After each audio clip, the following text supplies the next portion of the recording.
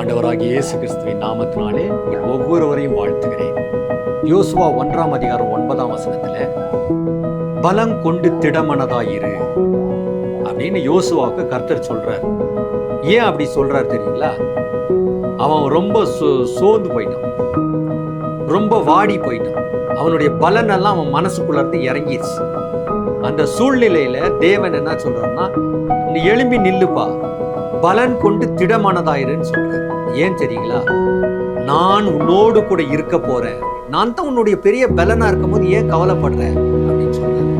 அதே மாதிரி நம்மையும் பார்த்து சொல்றாரு, நான் உன்னோடு கூட இருக்கிறேன், பலமா இரு, திடனா இரு, எழும்பி நில்லு, சோர்ந்து போகாத அப்படின்னு சொல்றாரு. ஆகவே நாம் சோர்வை களைந்து விட்டு தேவ சமூகத்தில் ஒரு தைரியத்தை வரவழைக்கலாம்.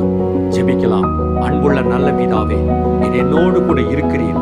யோசுவாவுக்கு வாக்குத்தத்தம் கொடுத்தவர் எனக்கும் வாக்குத்தத்தம் தருகிறீர், என்னோடும் கூட இருக்கிறீர். நான் இனி பலன் கொண்டு திடமானதா இருக்க போறேன் சுவாமி. உம்முடைய கரங்களை பற்றி கொண்டு நடக்க போறேன் ராஜா. நான் ஜெயம் எடுப்பேன் சுவாமி. என்னுடைய வாழ்க்கையில எல்லா காரியத்திலும் எனக்கு புதிய ஜெயத்தை கர்த்தர் தர முடியும். ஸ்தோத்திரம். இயேசுவின் நாமத்தில் பிதாவே.